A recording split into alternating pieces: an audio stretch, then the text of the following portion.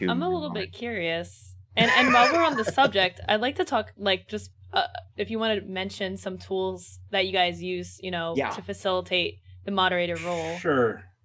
And I want to state that this is just the tools that are available at this point in time. Like there might be tools that come out tomorrow that invalidate everything that I'm about to say, so this It can gets be fast stale. changing. This gets stale fast, and I'd rather focus the majority of our time today about the mindset of moderation, Sure. rather than the specific technical tools, because the tools will change. You will Yeah. need to adapt. So, prefacing that, I think that the tool that I use and that I think the most people that I know of use is a Franker Z plugin. One of the things that I used to really love about that, and BTTV is another tool that's commonly used, is it would highlight certain words for me as a mod to look out for. That's not something that's come back to Frankerzy, I don't think, since the site redesign. Correct me if I'm wrong. I haven't seen it yet. Okay. But there's a lot of other really cool features. You can customize timeout like templates. So like if you have a set list of rules for a channel, you can build a template list of ban reasons and ban lengths or ban actions that line up to those rules for the channel. And so you can click, a button saying that this is spam, this is a permanent ban, and give that reason back right there, kind of as a quick action. It's something you used to be able to do anyways. Haven't looked for it recently. Also, just gives you a lot more customizations. There was a scale that you could use to how long to time someone out. There was quick actions.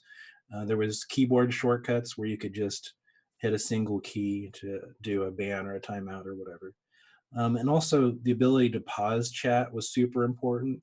This is maybe more important for event moderators than it is for a normal channel moderator, where it's flying. Where it's just scrolling like nobody's business.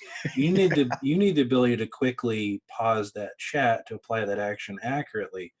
And that's difficult to do in normal, just vanilla chat. You either need to be using something like Ventix tools. Ventic is now a staff member at Twitch. He was previously an admin, and he had created a list of tools, 3v.fi, I think is the website. And those tools are really useful. One of them was an event chat type thing where you could hit a shortcut on your keyboard, hit a control button, pause the chat, quickly apply the shortcut action, timeout, ban, and then you just release control or whatever, and the chat starts flying again. That's really super important because you miss stuff on the really fast chats. Another thing that I'd probably like to talk about real quick is bots. Now, I don't want to get too deep into this.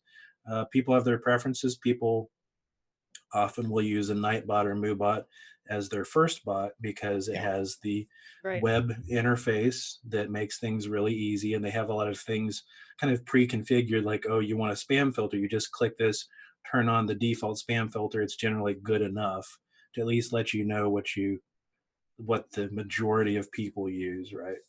Once you start to get a little bit more into it, advanced mods will use things like OBot and Zanbot and some other ones like that. And the reason that they use the more advanced ones is because they want to set up what they call regex type stuff. So regex is basically regular expression is what that's short for. You can put in patterns that look for specific patterns of text, and it's a lot harder to fool those kinds of things. Like if you have a ban word, let's just say boobs as the ban word, you can just add an extra zero, people might think, to skip being timed out for saying that word because it doesn't exactly match the MooBot or the Nightbot. Interesting. So it looks for the patterning there. So regex is you build patterns of words. So any number of O's could be added in the middle and it will still catch that. Can't trick me. Word. Can't trick me.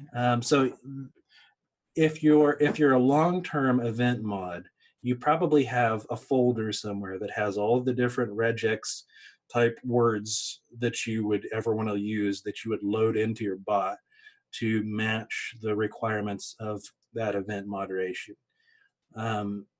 So Yes, we have now gone technical. I promise that's as technical as I need to go here. The bottom line is you would start with an iBot or a MoveBot. You would move on to an OBot or something of that nature once you get into the faster moving chats. Because when you're in event modding, it's a different game than the normal community modding. In event modding, 80% of your time is just really honing and customizing the bot.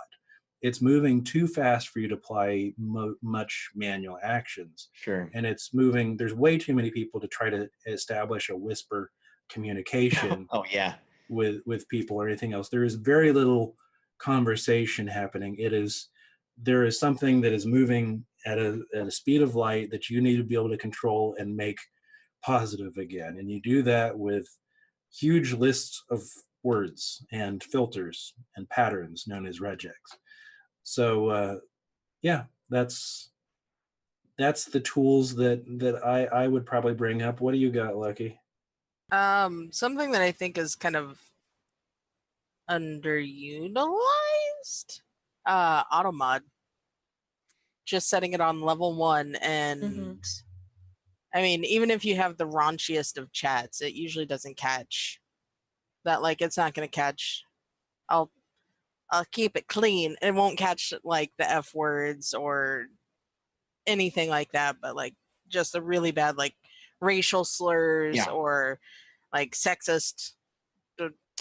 Yep. Things that would get you banned, like for breaking the TOS, basically. Yeah, exactly. But one of the things that I absolutely love it for is if you put your blacklisted words in there, it doesn't even pop up through Automod. It's just automatically denied. Yes. So if you're someone who really, wants to keep their privacy, their personal information private, I'm really good at talking today. I would highly suggest adding in your last name. If it's street unique. Name. Yeah, if it's unique. Like if your last name is Smith. If it's literally Smith, you might run into problems playing RPGs. Right. But I mean, anything that like you don't want to see in the chat, even if it's just a word like iskabibble or something like that. If you never want to see that word in the chat, banned word. Yeah. I got a ban. I use that all the time. I'm a big fan of using Automod, and anybody who knows my channel, we have mature subjects up and down, and there's all kinds of vulgarity and cursing, and Automod is still brilliant with it. It works really fluidly in channels, everything from PG to whatever absurd letter you'd put in mine. Also, Sorry, I just wanted to add, like, spoilers, put in Automod, put in some keywords, and, like, you just, it never pops up. I'm really glad that you mentioned Automod, because not only is it just super easy to set up, and it's right in your Twitch settings, but it's super, super effective in basically countering trolls completely. Like, the thing with, like, people getting timed out of banned is, well, they still kind of got the gratification because they know that people can get around the message deleted thing with like extensions, and also there's a good chance that some people saw that. So with Automod, like those messages that get caught never get seen by the streamer. They never get seen by the viewers. Like that person is handled behind the scenes, and they don't get the slight victory of like getting a troll in chat. So it's really, really helpful. I totally agree, but I have to temper people's expectations with Automod sometimes, because there have actually been people who've said, well, I don't necessarily need mods for my channel because I have Automod. That's dangerous. I think you need both. You need both elements. You need both Automod, and in my opinion, you need another bot on top of Automod too, because Automod doesn't do everything that you might need from a bot. It doesn't have repeating commands. It doesn't have those / commands, that you can put an exclamation mark, whatever, and get back an answer. It's not meant to replace all bot functions. Its purpose is to give you a baseline of here's at least the baseline level that I want in my chat. And I love the fact that they've made it more customizable now. You have a slider for each type of thing. For example, you can have, more lenient on the sexual side of things, but harder on the hate speech kind of things, for example. And I would love to see even further development of that. And I know that they're developing it all the time. It's going to get smarter as more people use it, as more people use the allow block system. I hope mods are actually using the allow block, like not just letting it just go past. Like it needs to learn from the interactions that it has from moderators. So hopefully moderators are actually giving it information to use. Yeah, right.